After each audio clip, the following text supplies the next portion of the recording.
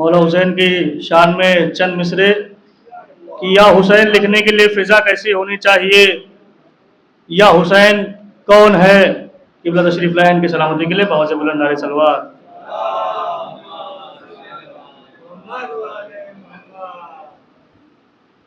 یا حسین لکھنے کے لیے فضا کیسی ہونی چاہیے، ماحول کیسا ہونا چاہیے، نظم کیسی ہونی چاہیے، تو علامہ محسن نقوی شہید نے چند مصروں میں بتانے کی کوشش کی تھی کہ حسین لکھنے کے لیے ماحول کیسا ہونا چاہیے، نظم کیسی ہونی چاہیے، کہ سپا کا سینہ بنے سفینہ ذرا طبیعت رواں دواں ہو،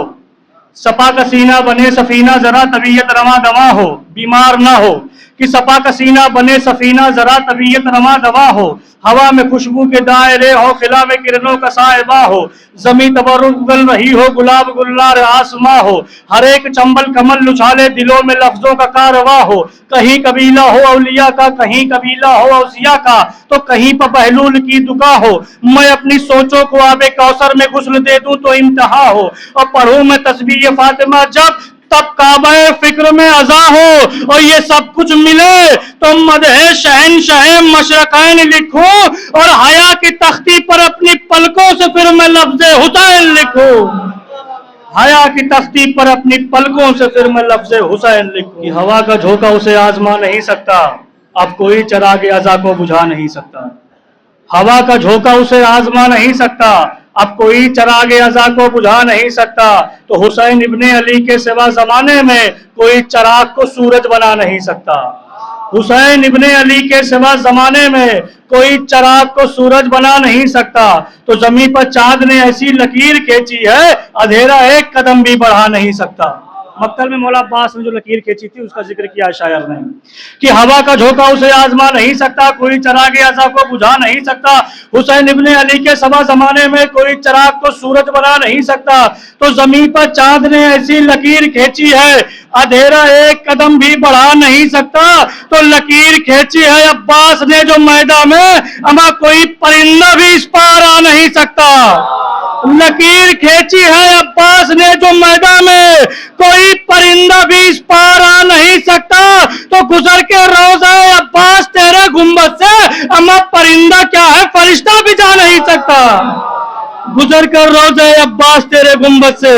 پرندہ کیا ہے فرشتہ بھی جا نہیں سکتا۔ بہت عمدہ کلام پڑھا بھائی نے جناب زہرا کے شان میں، فرش ازا کے شان میں۔ اب ہمارے پاس شاعروں کا سلسلہ ختم ہو گیا ہے، جو لوگ باہر ہیں ان سے تشریف فرما ہوں گے، بارہ کرم فرش ماتم پر تشریف لے آئے کہ آ جاؤ سب غریب کے غمخوار اس طرف، فرش ازا بلاتی ہے زوار اس طرف،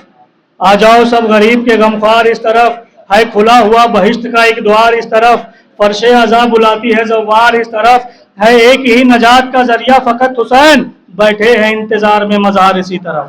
ہے ایک ہی نجات کا ذریعہ فقط حسین، بیٹھے ہیں انتظار میں مزار اسی طرف، تو فرش ازا بغیر کسی دین میں جا نہیں، اور وہاں دین ہی نہیں ہے جہاں فاطمہ نہیں۔ بابا ذکر نعرہ صلوات۔ آخری مصرع اور پھر قبلہ کو آواز۔ غازی عباس کی شان میں 4 مصرے تھے کہ مولا عباس جب میدان کارزار میں پہنچے تو لشکر یزیدی کی کیفیت کیا تھی، لوگ آپس میں بات کیا کر رہے تھے، رفتار کیا تھی، گفتار کیا تھی، اور 10 محرم الحرام کو غازی عباس کی کربلا کے میدان میں ہیبت کیا تھی کہ بجھے نہ حشر تلک کے یہ تشنگی یہ فرات، بجھے نہ حشر تلک کے یہ تشنگی یہ فرات، یہی شکست کا احساس مار ڈالے گا، یہ کہہ کے بھاگ رہی تھی فرات سے فوجیں، ارے مجھے حسین کا عباس مار ڈالے گا، کہ بجھے نہ حشر تلک کے یہ تشنگی یہ فرات، یہی شکست کا احساس مار ڈالے گا،